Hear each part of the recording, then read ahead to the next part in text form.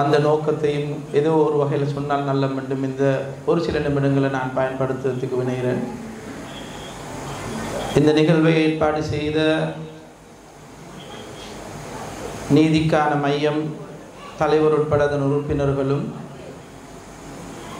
இந்த நிகழ்வுக்கு வருவதற்கு காரணமாக அமைந்த, நான் கிழக்குக்கு வந்தபோது என்னை அரவணைத்து அன்று தொட்டு இன்று வரைக்கும் ஒரு நல்ல நண்பனாக, ஒரு வழிகாட்டியாக என்னோடு உறவு கொள்ளும் அன்புக்குரிய நண்பர் ப்ரொஃபஸர் ரஸ்மி அவர்களும் அவர்களுடைய குடும்பத்தவர்களையும், இங்கு வருகை தந்திருக்கக்கூடிய அநேகமான உலமாக்களையும் அன்பு சகோதரர்களையும் சகோதரிகளையும் இந்த மாலை நேரத்தில் மகரிபுக்கு பின்னும் என்னுடைய பேச்சை கேட்பதற்காக வேண்டி காத்திருக்கக்கூடிய அன்பு உறவுகளும், குருநேகலையில் இருந்து வந்திருக்கக்கூடிய எனது அன்பர் மற்றும் இந்த புத்தகம் உருவாகுவதற்கு காரண கர்த்தாவாக இருந்து தான் வரக்கூடிய நாளில் இந்த கிழக்கு மண்ணில் உங்களை பாதுகாத்த மக்களை நானும் பார்க்க வேண்டும் என்று என்னுடைய அன்பு சகோதரர் ஃபர்சான் முகமது அவர்களும் அவருடைய பாரியாரும் இந்த இடத்துக்கு வருகை தந்திருக்கிறார்கள். அது மட்டுமல்லாது கொழும்பில் நடைபெற்ற இந்த புத்தகத்தின் வெளியீட்டை மிக பிரமாண்டமான அமைப்பில் செய்ய வேண்டும் என்றும், கல்முனையில் நடக்கும் இந்த நிகழ்வை மிக பிரமாண்டமாக செய்ய வேண்டும் என்று என்னோடு உறுதுணையாக இருக்கக்கூடிய அன்பு சகோதரர் பிரமிட் நிறுவனத்தின் அதிபதி ரஸ்மி அவர்களையும், இங்கு வருகை தந்திருக்கக்கூடிய அநேகமான மக்களுடைய பெயர்களை சொல்லணும். நான் இங்கே வந்த நேரத்தில் எனக்கு ஊடு தந்த அன்பு சகோதரர் அமீன் ஹாஜார் உட்கார்ந்திருந்தார். இங்கு வருகை தந்த அத்தனை பேருக்கும் என்னுடைய இதயம் கனிந்த சலாம். அஸ்ஸலாமு அலைக்கும் வரஹ்மத்துல்லாஹி வபரகாத்துஹு. அன்பார்ந்த உறவினர்களே, டாக்டர் ஷாஃபியின் அநீதிக்கு எதிரான போராட்டம் என்றது புத்தகத்தின் பெயர் மட்டும்தான் தவிர, டாக்டர் ஷாஃபிக்கு இதில் 100க்கு எத்தனை வீதம் பங்குன்னு கேட்டால் நான் 1 வீதமும் என்று நான் சொல்ல மாட்டேன். காரணம், டாக்டர் ஷாஃபியின் அநீதிக்கு எதிரான போராட்டம் என்றது உங்கள் எல்லாருக்கும் தெரியும். நீங்கள் எல்லாரும் படித்த மக்கள், இலங்கையில் வாழக்கூடிய முஸ்லீம்களை தலையெழுத்தில் ஆகப்பெரிய ஒரு பங்களிப்பு செய்யக்கூடிய மக்கள் வாழக்கூடிய கிராமம் அல்லது பகுதி இந்த கிழக்கிலே இருக்கக்கூடிய முஸ்லீம்கள் வாழக்கூடிய பகுதி. 2019ஆம் ஆண்டு மே மாதத்தில் அரெஸ்ட் செய்யப்பட்டு ஜூலை மாதத்தில் ரிலீஸ் பண்ணப்பட்டு அதாவது பிணையில் விடுவிக்கப்பட்ட நாள் தொட்டு கொழும்பில் சில கஷ்டமான நாட்களை நான் நடந்து கொண்டிருந்த போது நான் கண்ணால் கண்ட ஒரு பயங்கரமான நிகழ்வுகளையும் உயிர் அச்சுறுத்தல்களையும் தாண்டி என் உயிரை, என்னையும் என்னுடைய குழந்தைகளையும் பாதுகாப்பதற்கு ஒரு அரவணைப்பு தேவை என்று சொல்லி வெளிவந்த நேரம் என்னுடைய அன்பு சகோதரர் இர்ஷாட் ஜப்பார் அவர் சொன்னார், உனக்கு பாதுகாப்பாக இருக்கணும்னா இலங்கையில் உள்ள ஒரே ஒரு இடம்தான் இருக்குது, பாகிஸ்தான் ஆப்கானிஸ்தான் மாதிரி நீ போகணும் கிழக்கிஸ்தானுக்கு.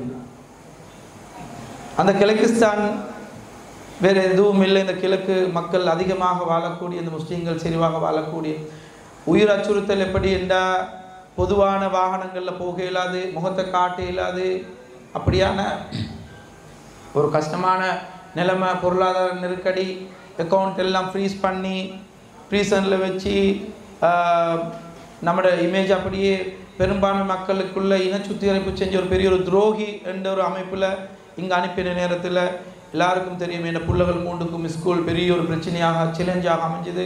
அவங்க அங்கே சிங்கள மீடியம் படிச்சுட்டு இங்கே வந்த உடனே தமிழ் மீடியம் படிக்கணும். ஆனால் தமிழ் மீடியம் படிக்கிறதுக்கு உள்வாங்கிறதுக்கு சில ரூல்ஸ் அண்ட் ரெகுலேஷன் இருந்துச்சு. ஆனால் அன்பர் சஃபர் சொன்ன மாதிரி அந்த ரூல்ஸ் அண்ட் ரெகுலேஷன் எல்லாம் தாண்டி எனக்கு ஞாபகம் இருக்குது, எங்களுடைய பாடசாலையில் அந்த நாளில் இருந்த அதிபர்கள், குறிப்பாக இந்த ஹிலால் ஸ்கூலில் இந்த வைசல் சார், அதே மாதிரி ஜஹிராவுடைய ஸ்கூல் பிரின்சிபல் ஆமினா, எங்களோட பதுவுதீன் மஹமூத் காலேஜின் பிரின்சிபல் உட்பட இவங்க எல்லாரும் இந்த பிள்ளைகளை உள்வாங்கிக் கொள்வதற்காக வேண்டி பெரிய உதவியை செஞ்சாங்க. அதில் மறக்க இயலாத ஒரு நபர் தான் எங்களுடைய முன்னே நாள் பிடி மன்சூர் சார் அவர்கள். அவர் என் மகளோட அட்மிஷன் 6ஆம் ஆண்டில் போடணுன்றதுக்காக வேண்டி அவர் அங்கே வேலைகளை முடிச்சு கொண்டு 9:30 மணிக்கு எங்களோட வீட்டுக்கிட்ட வந்து ஹாஸ்பிட்டலில் சிக்னேச்சர் போட்டு போனார். அது மட்டுமல்ல, என்ற உயிர் அச்சுறுத்தல் இருந்த நேரத்தில் கூட என்னோட இந்த பஷீர் அப்துல் கையும் பெட்டிக்லோக்கு சைன் வச்சு வந்தார். என்னோட கூடுதலாக எல்லாரும் இங்கே நிறைய ஜூனியர்ஸ் இருக்கிறாங்க, என் ஃப்ரெண்ட்ஸ் மாதிரி இருக்கிறாங்க, எல்லாரும் இருந்தாலும் கூட எல்லாருமே இங்கே வந்த நேரத்தில் நான் கண்ட ஒரு உண்மை என்னன்னு சொன்னால், எங்கட என்று சொல்லி வார நேரத்தில் அந்த இஸ்லாமிய உணர்வு அதிகமாக இருக்கக்கூடிய மக்கள் வாழக்கூடிய ஊர் தான் இந்த ஊர். யார் என்ன சொன்னாலும் இலங்கையில் முஸ்லீம்களுடைய நிலைமையில் ஏதாவது ஒரு முடிவு வரணும் என்றால் அதில் அதிகம் பங்களிப்பு செய்யக்கூடிய உணர்வுபூர்வமான மக்கள் வாழக்கூடிய ஊர் தான் இந்த கிழக்கில் இருக்கக்கூடிய இந்த மக்கள். இந்த மக்கள் என்னை பாதுகாத்தாங்க, என்னை கூட்டி கொண்டு போய் ஒவ்வொரு பள்ளிகளில் எனக்கு நன்றி சொல்கிறதுக்கு வாய்ப்புகள் கொடுத்தாங்க. எனக்கு ஒவ்வொரு ஊர்களில் போகிற நேரங்களில் அன்பு சகோதரர் பஷீர் சொன்ன மாதிரி என்னை வந்து சந்தித்து செலாம் சொல்லி பேசினாங்க. இதெல்லாம் அளவு கடந்த அன்பை நான் இந்த கிழக்கில் வாழக்கூடிய மக்களை கண்ட நேரம், சில நேரம் நான் கிழக்கில் புறக்க இருந்த ஒருத்தனோ தெரியாது, இந்த மக்கள் அன்புக்கு பாத்திரமானவனாக இவ்வளவு பாத்திரமாக இருக்கிறேன் என்று யோசிச்சிருக்கிறேன். நான் இந்த ஊருக்கு ஆரம்பத்தில் வந்த நாளில் எனக்கு தெரியும் 1992ஆம் ஆண்டு நான் A-level ஸ்டார்ட் பண்ண வந்த நேரத்தில் எங்களோட சொந்தக்காராக்கள் இங்கே வந்திருக்கிறாங்க, மரீனா உட்பட அவங்களோட குடும்பத்தவங்க, அவங்க என்ன அரவணைச்சு கொண்டாங்க. அதே மாதிரி இன்றைக்கும் அந்த அன்பு பாராட்டுறாங்க. அன்பானவர்களே, பழைய விஷயங்களை சொல்லி நான் ஒன்று முசுப்பேற்ற வரல. ஏண்ட உள்ளத்தில் இருக்கக்கூடிய சில விஷயங்களை இந்த மாதிரியான ஒரு கூட்டம் தேவையா, இப்படி சந்திக்கணுமா என்ற ஒரு கேள்வி வந்த நேரத்தில் நான் அன்பானவர்களை உங்கள்கிட்ட நான் சொல்ல வந்தது ஒன்றுமே இல்லை. அல்லாஹ் ஜல்ல ஷானஹு வ தஆலா ஒவ்வொரு மனுஷனையும் ஒவ்வொரு நோக்கத்தின் பேரில் படைச்சிருக்கிறான். இந்த நோக்கத்தை நாங்கள் எங்களுடைய மறுமையுடைய வெற்றியை இலக்காக ஆக்கி கொண்டோம் என்றால் வாழ்வில் சந்திக்கக்கூடிய ஒவ்வொரு பிரச்சனைகளையும் அல்லாட பொருத்தத்தை அடைஞ்சு கொள்ளக்கூடியவர்களாக நாங்கள் எங்களை மாற்றிக்கொள்வதனூடாக மட்டும்தான் அல்லாட பொருத்தத்துக்குள்ளவர்களாக அல்லாட வெற்றி அடைஞ்சவர்களாக எங்களுக்கு ஆகலும். ஆகவே அல்லாஹ் ஜல்ல ஷானஹு வ தஆலா மூமின்களுடைய விஷயத்தில் சொல்லக்கூடிய ஒரு அற்புதமான விஷயம்தான், மூமின்களுடைய விஷயங்கள் எப்போவுமே வந்து அற்புதமாக இருக்கும். அந்த அற்புதம் எப்படின்னா, மூமின்களுடைய லைஃப்பில் நடக்கக்கூடிய ஒவ்வொரு இன்சிடெண்ட்டும் வந்து அது கட்டாயமாக நல்ல விஷயமாகவே அமையும். அது நல்ல விஷயமா அல்லது கெட்ட விஷயமா அல்லது வெற்றியா தோல்வியா என்று தீர்மானிக்கிறது வந்து எங்கட அந்த விஷயத்தை நாங்கள் அப்சர்வ் பண்ணுற மாதிரி அல்லது பார்க்குற மாதிரியை பொறுத்து தான் இருக்குது. இன்னமால் உஸ்ரி யுஸ்ரா என்ற சின்ன வசனத்தின் ரியலைசேஷனை லைஃப்பில் நான் கண்டேன். அதில் வார விஷயத்தை விளங்கப்படுத்துகிற நேரத்தில் நான் கேட்கக்கூடிய ஒரு முக்கியமான ஒரு உலமா சொல்லித்தராங்க. இன்னமால் உஸ்ரி யுஸ்ரா என்ற வசனத்தில் அல்லாஹ் ஜல்ல ஷானஹு வ தஆலா ஒரு கஷ்டத்தை தொடர்ந்து பல்வேறு விதமான பலர் பாலில் சொல்கிறான், நலவுகளை உங்களுக்கு ஆக்குவான் என்று.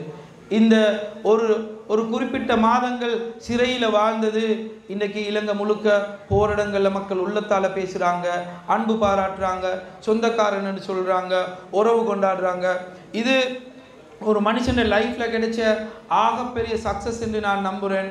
ஒரு மனுஷன் லைஃப்பில் சம்பாத்தியம் எது பொருளாதார ரீதியாக கல்வியில் மேன்மை அடையலும், ஆனால் அதெல்லாம் தாண்டி மக்களில் உள்ளத்தில் அன்புக்குரியவனாக வாழுவது என்பது சரியான கஷ்டம். உங்கள் எல்லாருக்கும் தெரியும், 2019ஆம் ஆண்டு இலங்கையில் முஸ்லீம்களுக்கு எதிராக செய்யப்பட்ட சூழ்ச்சியின் உச்சகட்டத்தில் ஏதோ ஒரு முனையில் இலங்கையில் முஸ்லீம்களில் வாழ்வை கேள்விக்குறியாக ஆக்கி இவர்களுடைய பிரஜா உரிமையை இல்லாமல் ஆக்கி இந்த சிறுபான்மையை அழிச்சு போடணும் என்ற ஒரு பெரிய ஒரு சூழ்ச்சியை கொண்டு வந்தாங்க.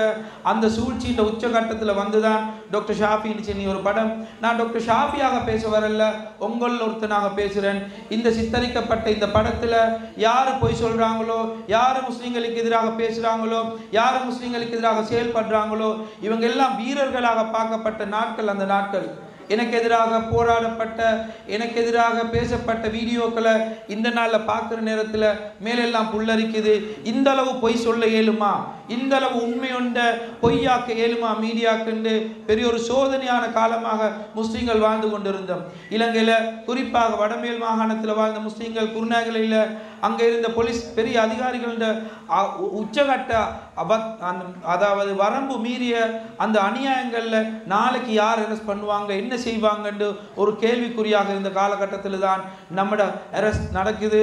எந்த விதமான குத்தமும் செஞ்சில்லாமல் போலீஸ் ஸ்டேஷனுக்கு போய் ஒரு கம்ப்ளைண்ட் பண்ணி போலீஸ் ஸ்டேஷனில் ஒரு போலீஸ் அதிகாரியோட லைஃப்பில் இந்த மாதிரியான குற்றச்சாட்டுகளோட சம்மந்தப்படாமல் வாழ்ந்த எங்களுக்கு இந்த போலீஸுக்கு கொண்டு போய் கைகள் ரெண்டுலேயும் விலங்க போட்டு கொண்டு போய் கிட்டத்தட்ட 60-70 நாட்களுக்கு மேலே சிறையில் வச்சுட்டு இருந்து குடும்பத்தை சின்ன பின்னமாக்கி புலகுட்டிகளை அழிக்கணும் மே தம்பியாகே பவுல விநாசகரண்டோனே அந்தளவு இனவாதத்தின் அந்த உச்சகட்ட இனவாதத்தை திணிச்சு என் குடும்பத்தை அழிக்கணும் என்று ஒரு கட்டம் வருகிறது. அதைத்தான் அன்பர் சஃபார் வாசித்த நேரத்தில் நான் சொன்னேன், என்னுடைய அன்பு மகன் அவர் கலம்பு ஜாகிரா முஸ்லீம் ஸ்கூலில் போயிருந்த நேரத்தில் அந்த ஸ்கூலில் அப்சர்வ் பண்ணின நேரம் கலம்பு ஜாயிரா உள்வாங்கின நேரம் அந்த அந்த கட்டத்தில் உங்களோட தகப்பனாருடைய பேரை மற்றவங்களுக்கு நீங்கள் சொல்ல வேணாம் என்ற ஒரு நிலப்பாட்டோடு தான் என் மகன் உள்வாங்கி இருந்தாங்க. நான் ரிலீஸ் ஆகி வந்து கொஞ்சம் நாளில் மகன் ஸ்கூலுக்கு போய் வந்து தான் என்னட்டு அழுது சொல்கிறான், வந்து அழுகிறான். என்ன மகன் கேட்டால் சொல்கிறார், இல்லை வாப்பா எனக்கு இன்றைக்கி என்ன ஃப்ரெண்ட்ஸ் எல்லாம் கேட்டாங்க உங்களோட வாப்பாட பேர் என்னண்டு. அந்த நேரத்தில் என்ன வாப்பாட பேரை எனக்கு சொல்லலாம் அழுக வந்துட்டு. பாப்பட பேரை சொல்ல இயலாது, அந்த அளவு ஒரு தீவிரவாதியாக சித்தரிக்கப்பட்ட ஒரு நபர் தான் டாக்டர் ஷாஃபி ஹுசைன். அந்த அந்த அந்த நபர் தன்னை தகப்பனுடைய பேர், தன் தகப்பன் எல்லாருக்கும் உங்களை எல்லாருக்கும் தெரியும். ஏண்ட வாப்பா எனக்கு ஒரு ஹீரோ. அதே மாதிரி உங்களோட ஒவ்வொருத்தருக்கும் ஏண்ட வாப்பாட பேர் அப்படியான ஒரு அச்சுறுத்தலான முஸ்லீம் சமூகத்துக்கு மத்தியில் ஏண்ட மனைவி பட்டு தெரிஞ்ச கஷ்டம் எப்படின்னா,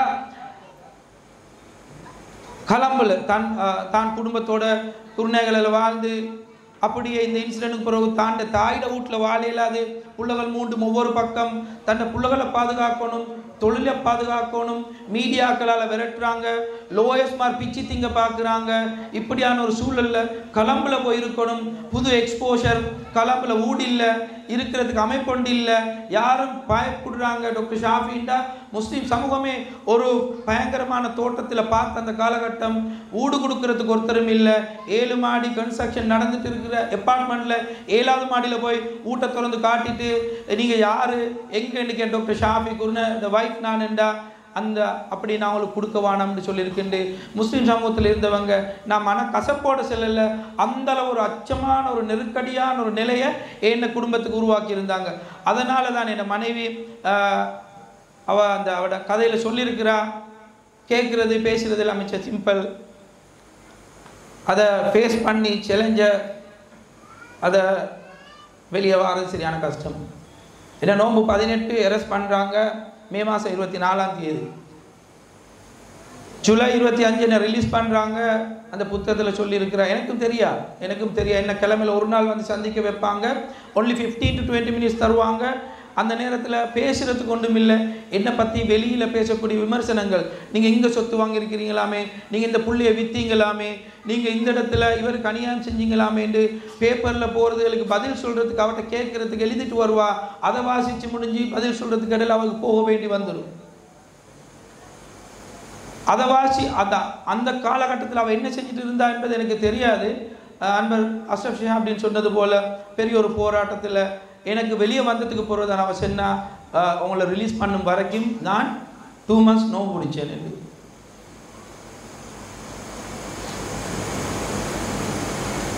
அப்போ அப்படியான ஒரு போராட்டம் இது சும்மா இது எங்கிட்ட ஃபேமிலி ஃபேஸ் பண்ணின போராட்டம் இல்லை, நாங்கள் எல்லாரும் போராடினோம்.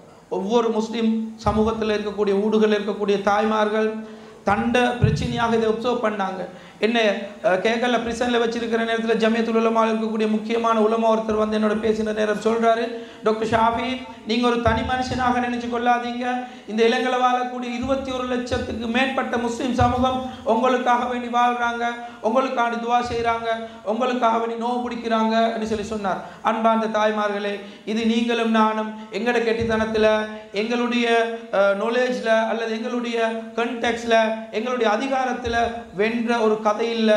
இது அல்லாஹ்வுடைய குதிரத்தை, அல்லாஹ்வுடைய ஆளுமையை, அல்லாஹ்வுடைய ஹிக்மத்தை, அல்லாஹ்வுடைய சூழ்ச்சியை வெளியே கொண்டு வந்த கதை தான் இந்த கதை, வேற ஒன்றுமே இல்லை. நானும் நீங்களும் தலைகீழாக நின்று முயற்சி செஞ்சாலும் முழு அரசாங்கமும் ஒரு பெரும்பான்மை சமூகமும் இந்த முஸ்லீம் சமூகத்தை அடித்து ஒடுக்க ஒணுமென்று ஒரு வெறித்தனத்தோடு செயல்பட்ட காலத்தில் 3 தசாப்தங்களுக்கு மேலாக ஒரு சிறுபான்மை எங்களை சார்ந்திருந்த சமூகம் பட்ட அநீதிகளையும் அவங்க அடைஞ்ச அழிவுகளையும் நாங்கள் கண்கூடாக கண்ட சமூகம் என்ற வகையில் இவங்களுடைய அடுத்த கட்ட நடவடிக்கை இருந்தது. அதையும் தாண்டி இஸ்லாமியர்களுடைய உரிமையை, வாக்குரிமையை, பிரஜா உரிமையும் இல்லாமாக்குது அளவுக்கு அதிகாரத்தை அடையணும் என்று இந்த அநியாயத்தை எங்கள் சமூகத்துக்கு மேலே திணிச்சாங்க. ஆனால் அல்ஹம்துலில்லாஹ் நாங்கள் சொன்னது மாதிரி 3 குகைவாசிகளுடைய வாலிபர்கள் அந்த குகையில் அகப்பட்ட நேரத்தில் அவங்களுக்கு வெளியே வாரத்துக்கு எந்த விதமான ஒரு சக்தியோ பலமோ இல்லாத நேரம் அல்லாஹ்வுடைய குதிரத்தை மட்டும் நம்பி அல்லாஹ்விடத்துல கான்ட்ராக்ட் பேசினாங்க. யா அல்லாஹ் நான் செஞ்ச ஒரு நலவு உனக்கு முன்வைக்கிறேன், நீ என்னை இதிலேருந்து வெளியே கொண்டு வந்துரு யா அல்லாஹ்னு சொல்லி அவங்க செஞ்ச நலவுகளை முன் வச்சு 3 பேரும் டீல பேசி ஒவ்வொரு நலவுகளை சொல்லி அவங்க அல்லாஹ் இடத்துல மன்றாடுறாங்க. அல்லாஹ் உதவியை கொண்டு அவங்க வெளியே வந்தாங்க. அன்பார்ந்த தாய்மார்களே, அன்பார்ந்த சகோதரர்களே, நாங்கள் வெறுமனே குர்ஆன்ல சொல்லக்கூடிய கதைகளையும் குர்ஆன்ல சொல்லக்கூடிய நபிமார்களுடைய வரலாறுகளையும் கேட்டிருக்கோம். இலங்கையில் வாழக்கூடிய அத்தனை முஸ்லிம்களும் 2019ஆம் ஆண்டுல ஒரு இப்ராஹிம் நபியை தூக்கி நெருப்புல போட்ட மாதிரி இந்த சமூகமும் இந்த நெருப்புக்குள்ள நாங்கள் வாழ்ந்த நாட்களை நாங்கள் மறக்க இயலாது. அந்த நாட்கள் எங்களுக்கும் இந்த ஒரே ஒரு சாதகம் அல்லாஹ்வுடைய உதவி மட்டும்தான் என்பதை நாங்கள் எல்லாரும் ஒன்று சேர்ந்தோம். இன்னைக்கு நான் ஒரு எங்களுடைய சமூகத்தில் காணக்கூடிய ஒரு குறையாக காண்ற விஷயம்தான், எங்களை பொதுவாக எனக்கு கடந்த கால அரசியல் நகர்வு நடந்த நேரத்தில் சில கட்சிகள் ஊடாக என்ன வந்து இதில் கேளுங்க அதில் கேளுங்கன்னு சொல்லி வந்தாங்க. அன்பார்ந்தவர்களே, நான் அரசியல் பேச வரல. நான் எந்த கட்சியிலையும் என்னை அடையாளப்படுத்தி கொண்டால் நான் இந்த கட்சிக்காரன் என்று எனக்கு துவா செஞ்ச மற்ற கட்சிக்காரன் எனக்கு பதுவா செய்வான். எனக்கும் அந்த அரசியலுக்கும் இப்போதைக்கு சரி வர மாட்டாது, என்ன விட்டுடுங்கன்னு இருக்கேன். இப்போ சில நாட்களாக என்ன ஜமாத்துல் இஸ்லாம் இயக்கத்தில் இருக்கக்கூடிய சகோதரர்கள், அன்பு சகோதரர்கள் என்னை கூப்பிட்டுருக்காங்க. 8ஆம் தேதி அவங்களோட இஜ்திமா ஒரு நிகழ்வுக்காக வேண்டி அந்த இஜ்திமாவில் நான் வாரேன்னு சொல்லி சொன்னேன் தான். அதை அவர்களுடைய அமைப்பில் ஃபோட்டோக்களை போட்டதுக்கு பிறகு அதுலேயும் சில சகோதரர்கள் ஃபேஸ்புக்கில் விமர்சனம் செய்கிறதுக்காக வேண்டி, எனக்கு தெரியும் 100% மக்களை நலவுகளை பாதுகாத்து கொள்வது சரியான கஷ்டம். எங்களுடைய முபாரக் மதனி சொன்ன மாதிரி அல்லாஹ் ஜல்ல ஷானஹு வ தஆலா அந்த கட்டத்தில் சோதிச்சது தாண்டி இப்போ சோதிக்கிறது அந்த மக்களுடைய நல்லெண்ணம், அல்லது இவன் ஒரு நல்ல மனுஷன் என்ற அந்த கிரீடத்தை என் தலையில் வச்சுட்டு இருக்கேன். நான் அடிக்கடி ரஸ்மி சார் சொல்வேன், சார் இந்த கிரீடம் என்ற தலைக்கு பாரம் சார், எனக்கு இதை பாதுகாக்கிறது தான் கஷ்டம். எந்த இடத்துல இது சருகுமோன்ற ஒரு பயம் எனக்கு. அண்மையில் கூட நான் என் ஃப்ரெண்ட்ஸ் மாரோட வேறு வேலைக்கு போயிருந்த நேரம் பேக் டு ஸ்கூல்னு சொல்லி எனக்கு கம்பல்சரின்னு சொல்ல போனால் அங்கேனைக்கு போய் ஒரு பாட்டு படித்து கொள்ளலாது. நாங்கள் சின்ன வயசில் ஸ்கூல் போன காலங்களில் ஒரு பாட்டு படித்து எங்களோட லைஃப் என்ஜாய் பண்ணினோம் தானே, அதையும் படித்து கொள்ளலாது. இதையும் வீடியோ பிடிச்சி போட்டானுங்கள்னு சொன்னால் அண்டு எனக்குள்ள இந்த கிரீடத்தை பாதுகாத்து கொள்வது பெரிய ஒரு சோதனையாக இருக்குது. அல்லாஹ் என்னை பாதுகாக்கணும். எனக்கு அடைய வேண்டியது ஒன்றுமே இல்லை. இலங்கையில் வாழக்கூடிய முழு முஸ்லீம் சமூகத்தின்றையும் துவாவை அடைஞ்சாச்சுது. இந்த துவாவுக்குரியவனாக கடைசி வரைக்கும் வாழணும்ன்றது தான் என் தேவை. எனக்கு நிறைய சேஞ்சஸ் வந்துச்சுது, லைஃப்பில் சேலஞ்சஸ் வந்துச்சுது. வந்த நேரம் நான் இந்த இதுக்கு வெளியே வந்ததுக்கு பிறகும் 2 பாத்தே தான் எனக்கு விளங்கிச்சுது. அன்பார்ந்த தாய்மார்களே, 2 பாத்தே. நான் இந்த சமூக பணி செய்கிறது என்று நினைச்சு கொண்டு அரசியலில் போய் நான் என்ன அந்த பணியை செய்வதனூடாக மக்களையும் அரச சபையையும் இணைக்கிற பணியை செய்கிறதா, அல்லது இந்த தௌவத்துடைய பணியை, அல்லாவை பற்றி பேசுகிற பணியை. அல்லாஹ் தான் உங்களை பாதுகாத்தான். 21க்கும் மேற்பட்ட பாராளுமன்ற உறுப்பினர்கள் அதிகபட்சம் வாழ்ந்த அந்த காலகட்டத்தில் தான் இந்த சோதனை முஸ்லிம்களுக்கு ஏற்பட்டது. யா நப்சின்னு சொல்லி ஒரு கட்டத்தை கண்டம். எந்த பாராளுமன்ற உறுப்பினர்களுக்கும் எந்த பாராளுமன்றத்தில் இருந்த அமைச்சர்களுக்கும் எந்த சக்தியும் இல்லை, அல்லாஹ்வுடைய உதவி மட்டும்தான் என்று அவங்களும் ஒப்புக்கொண்டு அவங்களும் அதுக்கு சாட்சி சொன்ன மாதிரி எல்லாரும் வெளியே வந்து கேட்ட ஒரே ஒரு ஆயுதம் அல்லாஹ்விடத்துல கையேந்தினது மட்டும்தான். நான் பேச வந்தது இந்த ப்ரோக்ராம்ல நோக்கமே அன்பார்ந்த தாய்மார்களே, இதை வெளியிலிருந்து வெளிநாடுகளிலிருந்து கேட்கிறவங்களுக்கும் சொல்ற ஒரே ஒரு மெசேஜ் என்னண்டா, நீங்க உங்களோட வாழ்க்கையில சோதனை வருதுண்டா, நீங்க அதை உங்களோட சோதனையை வெளியே கொண்டு வரதுக்கு இந்த இலங்கையில் வாழக்கூடிய மக்கள் அத்தாட்சியாக இருப்பாங்க. அல்லாஹ்வுடைய உதவியை கொண்டு மட்டுமே தான் வரலும். நான் படிச்ச படிப்பு, ஏண்ட பணம் அல்லது ஏண்ட அதிகாரம் எனக்கு உதவி செஞ்சதுண்டா அத்தனையும் சூனியம் அல்லாஹ்வுடைய உதவிக்கு முன்னால. ஆகவே அன்பார்ந்த தாய்மார்களே, உறவுகளே, உறவினர்களே, நான் இந்த இடத்துக்கு வந்ததுன்ற நோக்கம் அல்லாஹ்வை பற்றி சொல்றது தான், வேற ஒன்றுமே இல்லை. இங்கிருந்து பேசக்கூடிய மெசேஜ், நாங்கள் எங்களுக்கு வந்த கழுத்து வரைக்கும் வந்த பிரச்சனையில இருந்து எங்களை வெளியே கொண்டு வரதுக்கு, எங்களுடைய பிரச்சனையில இருந்து எங்களை வெளியே கொண்டு வந்தது அல்லாஹ்வுடைய உதவி. இலங்கையில் வாழக்கூடிய முஸ்லிம் சமூகம் ஒரு நாளும் சாக்கு போக்கு சொல்ல இயலாது. நாங்கள் எங்களுடைய கண் முன்னால் அல்லாஹ்வுடைய உதவியை காட்டினான். அக்பர் சஃபர் சொன்ன மாதிரி எங்களுடைய சமூகத்தை தீயில போட்டு இப்ராஹிம் நபியை தூக்கி போட்ட மாதிரி போட்டு ஆட்சி கதிரையில் உட்கார்ந்தவர்களை அல்லாஹ் ஜல்ல ஷானஹு வ தஆலா அவருடைய குதிரத்தின் ஊடாக உங்களோட கண்ணுக்கு முன்னாலேயே ஆட்சி கதிரையிலிருந்து தூக்கி வீசினது மட்டுமில்லை, உலகத்திலேயே ஒரு தனிநபரை ஜனாதிபதியாக இருந்தவரை எந்த நாடும் பொறுப்பை ஏற்க இயலாது என்று சொல்லி இந்த உலகத்தில் அந்த அளவு கேவலத்தை அல்லாஹ் உங்களுக்கு முன்னால் உண்டாக்கி காட்டினானா இல்லையா? இதைத்தான் நான் உங்கள்கிட்ட சொல்ல வந்திருக்கேன். அன்பார்ந்தவர்களே, எங்களுக்குள்ள பிளவுகள் வேணாம். நான் ஜமாத்துல் இஸ்லாம் காரணம் இல்லை, நான் யுஎன்பி காரணம் இல்லை, நான் பிஏ காரணம் இல்லை, எந்த காங்கிரஸ் காரணம் இல்லை. நான் ஒரு முஸ்லீம். நான் ஒரு முஸ்லீம். இன்றைக்கு கூட வார நேரத்தில் இந்த ஒரு பாலமுனை இந்த ஊரில் ஒரு மதரசா நடத்துகிறாங்க. அந்த மதரசாவில் லேடிஸுக்கு செப்பரேட்லி பார்ட் டைம் இஃபுல் மதரசா வச்சு கிட்டத்தட்ட 60-70 பிள்ளைகள் இருக்கிறாங்க.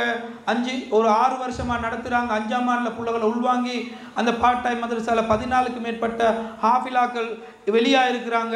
இந்த முறை first time O level exam செஞ்சு அந்த ஸ்கூலில் வந்தாங்க, பெஸ்ட் ரிசல்ட்ஸ் எடுத்திருக்குது.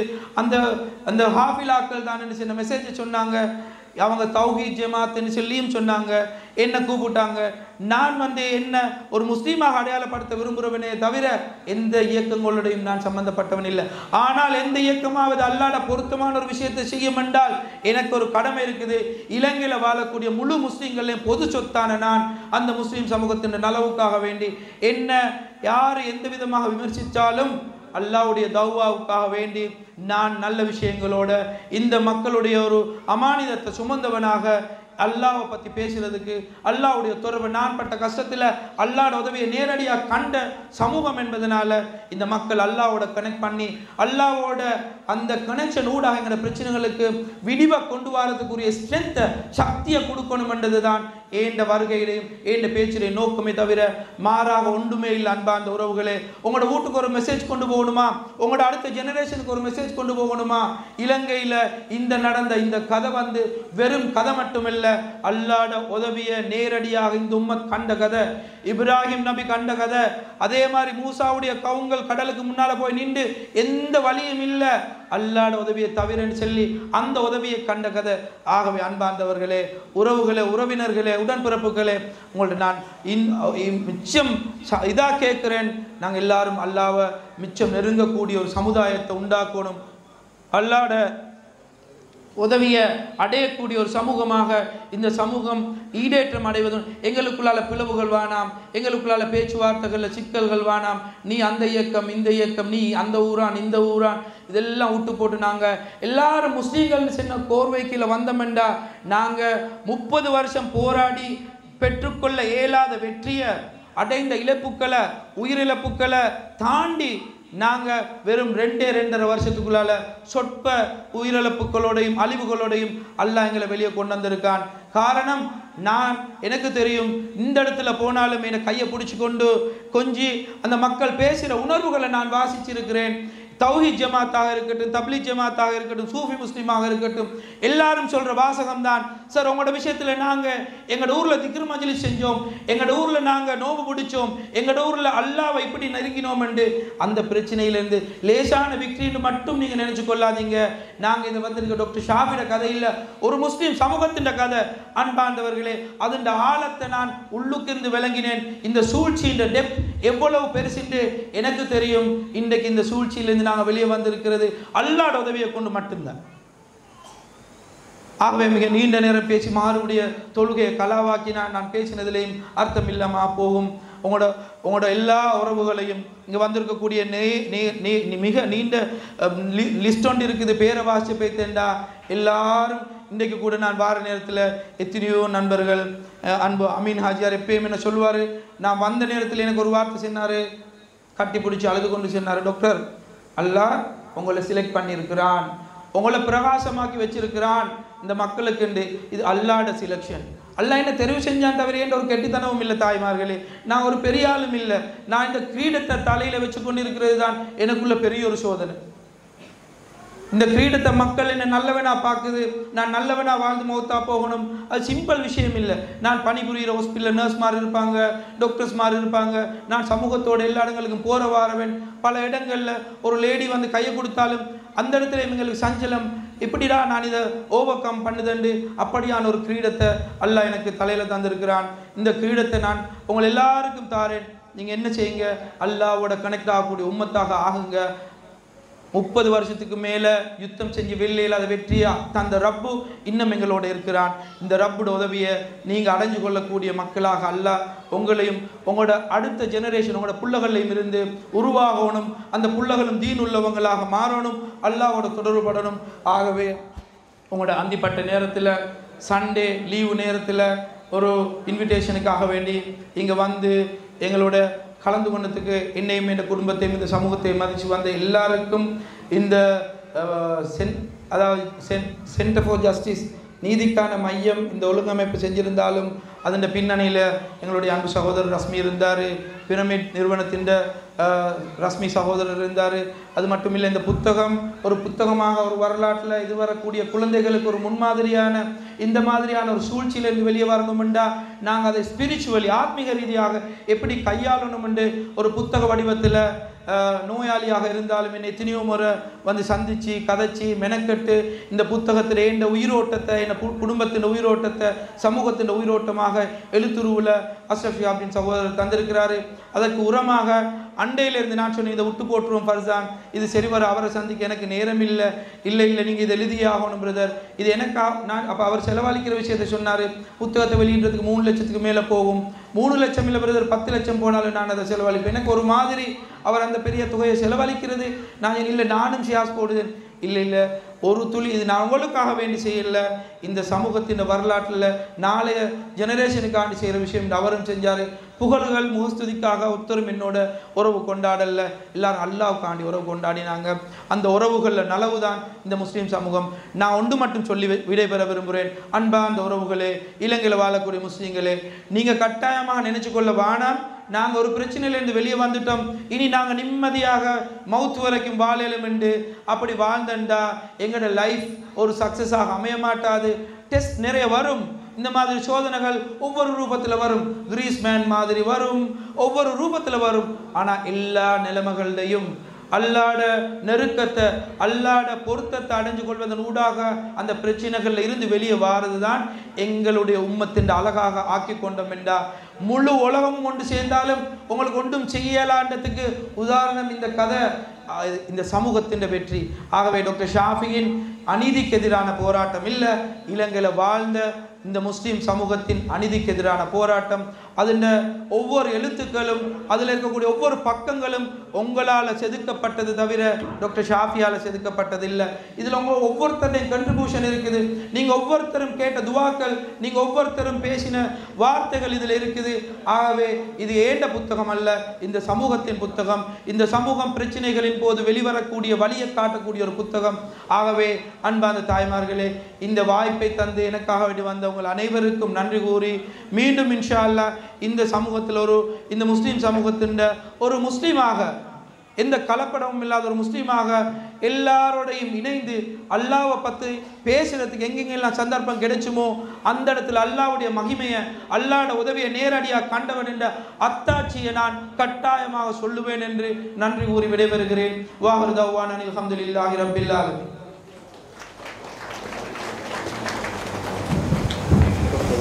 ஏற்புரை நிறுத்திய இன்றைய நிகழ்வுடைய கதாநாயகன் டாக்டர் ஷாஃபி அவர்களுக்கு நன்றிகளையும் வாழ்த்துக்களையும் தெரிவித்து மக்களுக்கு சேவை செய்ய வேண்டுமாக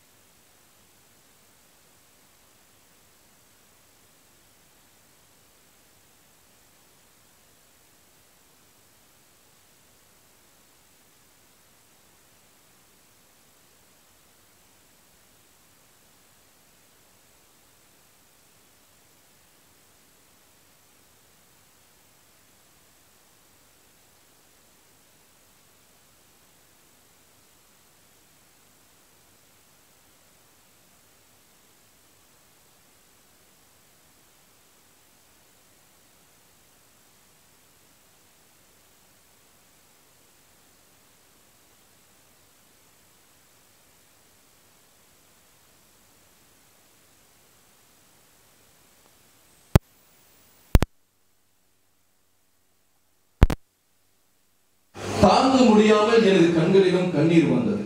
தனது தந்தையின் பெயரை சொல்ல முடியாத இப்படியான ஒரு இக்கட்டான நிலை எந்த பிள்ளைக்கும் வந்துவிடக் கூடாது. இவையெல்லாம் தாண்டி எனது மகன் முகமது ஜெயின் கல்லூரி ஜாகிராவிலும் சிறிது காலம் கற்று காண்டி ட்ரினிட்டி கல்லூரியில் அனுமதி பெற்று சாதாரண பரீட்சையில் 9 ஏசிடிகளை பெற்றடைந்தார். தற்போது அதே கல்லூரியில் உயர்தரம் கற்றுக்கொண்டிருக்கிறார். அவருடைய மகளுடைய வார்த்தைகளும் அதுவாகத்தான் இருந்தது. மகளுக்கு படித்து கொடுத்த கல்லூரியினுடைய ஒரு ப்ரொஃபசர், அந்த வீடியோல நீங்க பார்த்திருப்பீங்க, மலையதேவ பாலிகா வித்யாலயத்திலே கல்வி கற்றுக் கொண்டிருந்த பொழுது அநியாயமாக வைத்தியர் இப்படி செய்தார் என்று புனையப்பட்ட கதையை நம்பி அவரை சுற்றி இருந்தவர்கள் ஒருவாறு அந்த பிள்ளைகளை ஓரம் கட்டுகிறார்கள். அந்த பிள்ளைகளை ஓரம் கட்டிய பொழுதுகளில் எல்லாம் அவரை எனவே உங்களுடைய சேவை பல்வேறு இணைந்து அனுபவித்த நீங்கள், அறிந்து கொண்ட நீங்கள், மக்கள் உங்களுக்காக பல தியாகங்களை செய்திருக்கின்றார்கள். எனவே நீங்கள் சமூக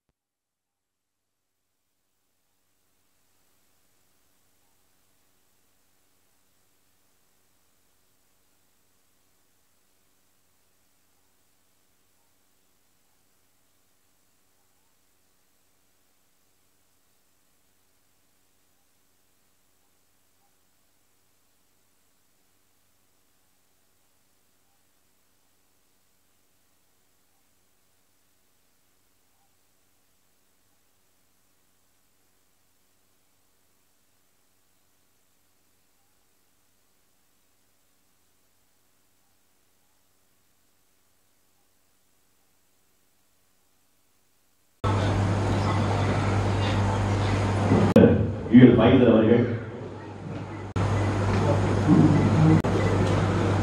உடவியாளர்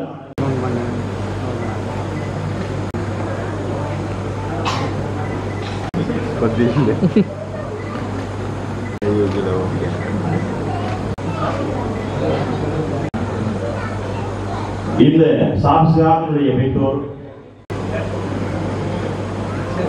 டாக்டர்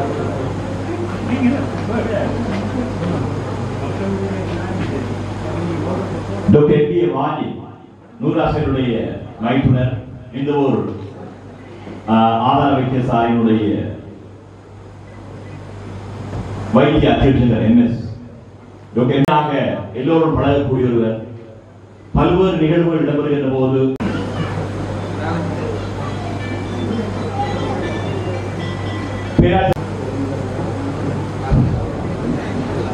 பிரைவேட்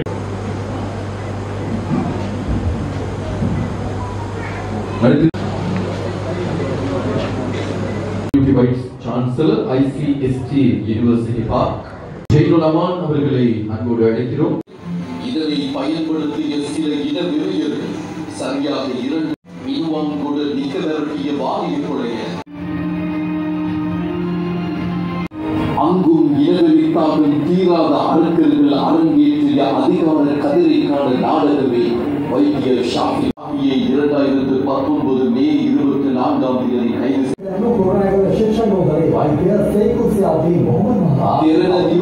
தொலைக்காட்சிகளுக்கு இவை தீனியாக மாறி அவர்களின் செய்திகளில் ஷாஃபி உருவாக்கப்பட்டு பிரதானமாக 3 குற்றச்சாட்டுக்களை வைத்தியர் ஷாஃபி மீது புனைக்கதைகளாக எழுதினார்கள். சிங்கள தாய்மார்களுக்கு கருத்தடை பல தேரர்கள் இங்கே.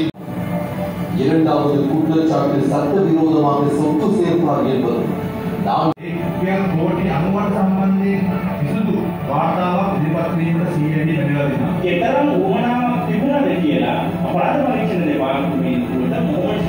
இந்த இளவரி சம்பவங்கள் தலைவிரித்தாடிய நிலையில்தான் நாட்டை பாதுகாக்க, நாட்டின் தேசிய பாதுகாப்பை உறுதிப்படுத்த என்று அறியாதவர்கள் 2019 நவம்பர் 17ஆம் தேதி அந்த பொறுப்பை அவருக்கு கொடுத்தார்கள்.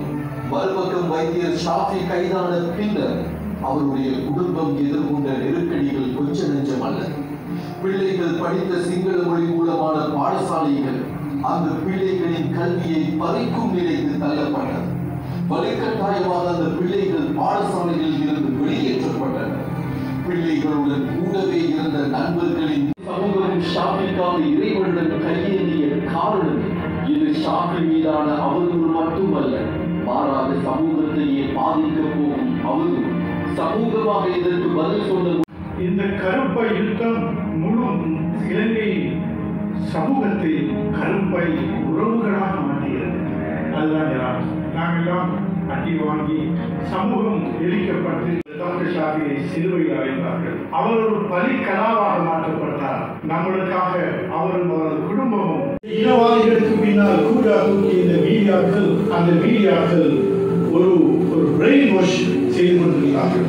இந்த 25ஆம் தேதி குருநாகல் நீதிமன்றத்தால் பிணையில் விடுதலை செய்யப்பட்டார். பிணையில் விடுதலையானால் சில பிணத்தினி கழுகுகளின் பார்வை அவர் மேலேயே இருந்தது. මේගොල්ලෝ මේ මුස්ලිම් අන්තවාදයේ සම්බන්ධ ප්‍රශ්නයට උත්තර හොයන්නේ මෙහෙම නම් මෙයාට ජනතාව තවදුරටත් විමසගෙන ඉන්න නම් නැති. මේ ත්‍රස්තවාදී හා සමාන වෛද්‍යවරයව ඊයේ නිදහස් කරන අපමණ රාජ්‍ය උසාවියේ කරවලා சமூகத்தின் துஆக்கள் என்றும் அவருக்கு அரணாக இருந்தது. வைத்தியர் ஷாஃபி மீது குற்றம் சாட்டப்பட்ட 3 குற்றச்சாட்டுகளில் எந்த ஆதாரங்களும் இல்லை, எந்த சாட்சிகளும் இல்லை என்று சட்டமா அதிபர் திணைக்களம் குருநாகல் நீதிமன்றத்தில் அறிவித்தது. அதன் மூலம் இந்த வழக்கு தூக்கி வீசப்பட்டு இது முழுமையாக புனையப்பட்ட கதை என்றும் வைத்தியர் ஷாஃபியை நிரபராதி என்றும் குருநாகல் நீதிமன்றம் சுமார் 5 வருடங்களின் பின்னர் சரியாக 2024 நவம்பர் 6ஆம் தேதி விடுதலை செய்தது. முதல் குற்றச்சாட்டு சிங்கள தாய்மார்களை வேண்டும் என்றே கருத்தடை செய்து வளர்த்து தன்மையை ஏற்படுத்தினார்கள் என்பது. முதலில் அது 3000 பெண்கள் என்றார்கள், பின்னர் 800 என்றார்கள், பின்னர் 40 என்றார்கள். எந்த பெண்கள் தாங்கள் வளர்த்து தன்னை அடைந்தோம் என்று முறைப்பாடு செய்தார்கள், அதே பெண்களுக்கு பிள்ளை பாக்கியம் கிடைத்தது. விரிக்கப்பட்ட இனவெறி வலையில் தாங்கள் சிக்கிக் கொண்டோம் என்பதை அவர்கள் உணர்ந்தார்கள்.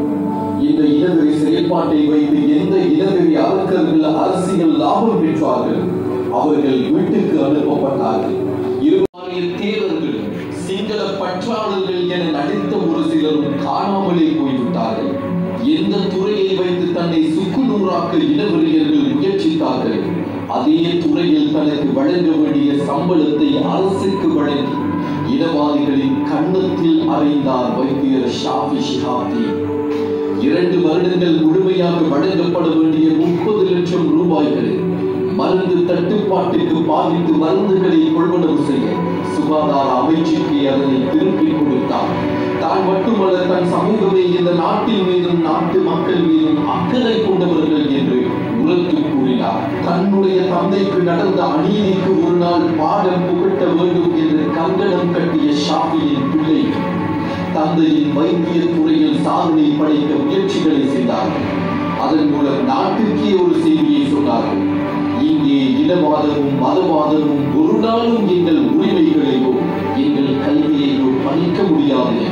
Me and my siblings, we lost school. We lost our home. We lost happiness. We lost peace. And beyond everything, we lost a backbone in our family, my beloved father. Life was not easy following this incident. Day by day, the struggles kept on climbing high. எந்த பாடசாலை அவர்களை ஒதுக்கியதோ, ஓரம் கட்டியதோ, அதே பாடசாலை உயர்தர பெருவேறுகளை பார்த்து புகழ்ந்தது. ஊடகங்கள் எல்லாம் அவர்களை மெச்சத் தொடங்கின.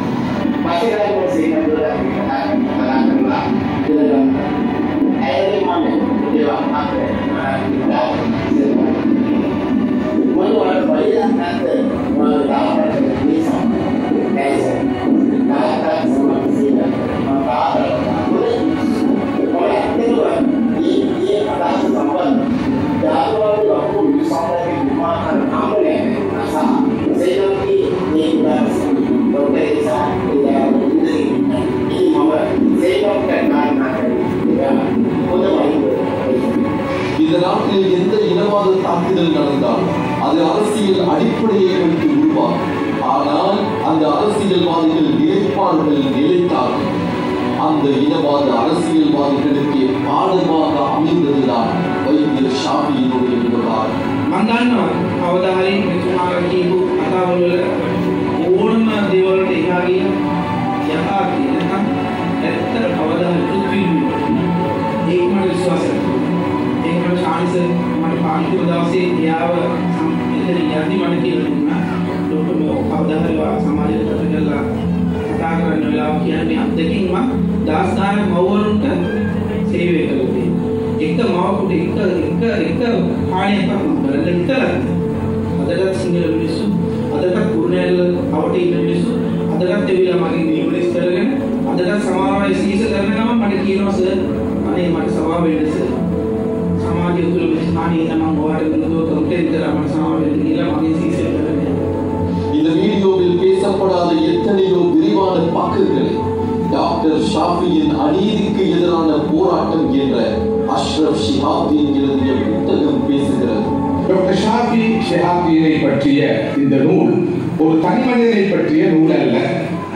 அவர் இன்று நமது சமுதாயத்தின் வரலாற்றிலே ஒரு அத்தியாயமாக மாறியிருக்கிறார் என்று நான் குறிப்பிட்டால் நீங்கள் எல்லோரும் என்னோடு உடன்படுவீர்கள் என்று நினைக்கிறேன்.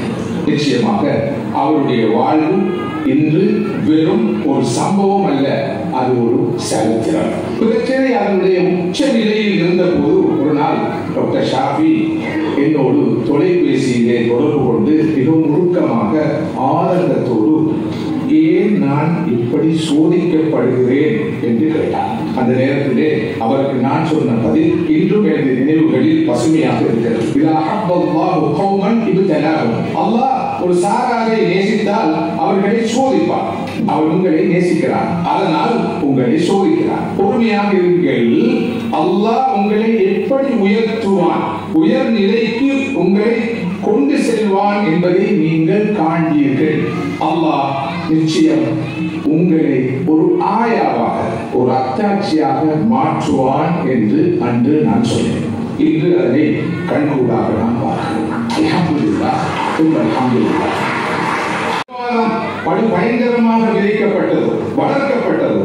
அவரே இன்று சக வாழ்வில் சமூக நல்லிணக்கத்தின் அடையாளமாக இந்த நாட்டிலே பார்க்கப்படுகிறார்.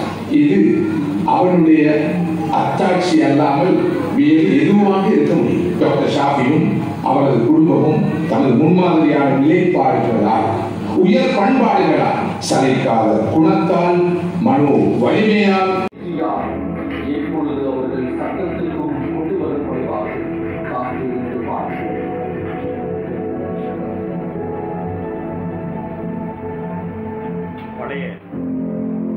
வந்திருந்த போதெல்லாம் அவர் விடுதலை ஆனாலும் கூட ஒவ்வொரு ஞாயிற்றுக்கிழமையும் கூட்ட புலனாய்வு திணைக்களத்திலே அவர் ஆஜராக வேண்டும், சைன் பண்ண வேண்டும். அங்கு கூடி கதைத்துக் கொண்டிருந்த அத்தனை பேரும் ஓடோடி வந்து அவரை கட்டி முத்தமிட்டு முசாபஹா செய்த அந்த நிகழ்வு இன்றும் என் டாக்டர் ஷாஃபி என்கிற பெயர்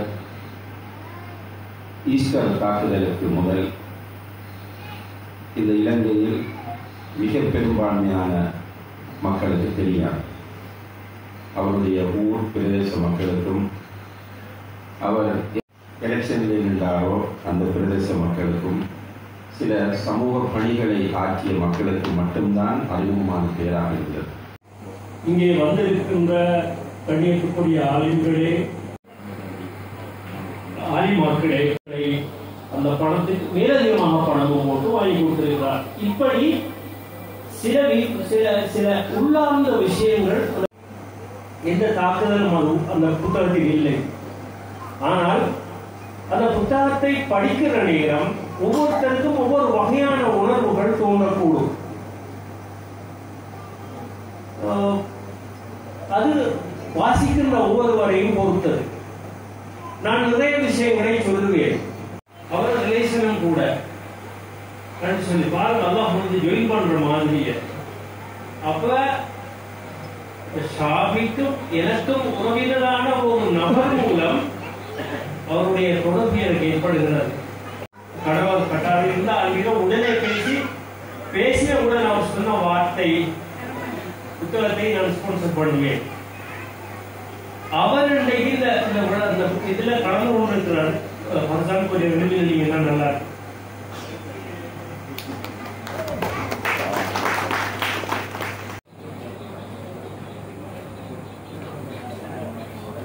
சாய்ந்தமல்ல இளைஞர் கழக சம்மேளனம் மற்றும் பிரின்சிபிள் நண்பர்கள் வட்டாரம் ஒன்றாக இணைந்து இந்த பொன்னாரியை போற்றுகிறார்கள்.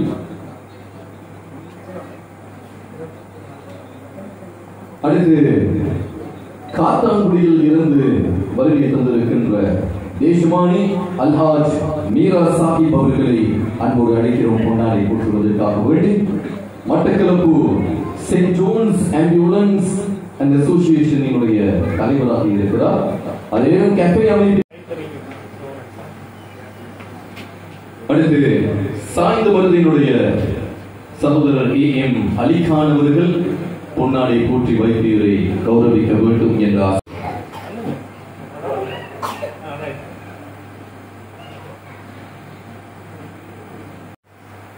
எனவே வைத்தியர் ஷாஃபியினுடைய சம்பவம் இந்த நாட்டுக்கு எதனை பூஜித்ததோ. அஸ்ஸலாமு அலைக்கும் வரஹ்மத்துல்லாஹி வபரகாத்துஹு. அன்பார்ந்த உறவினர்களே, டாக்டர் ஷாஃபியின் அநீதிக்கு எதிரான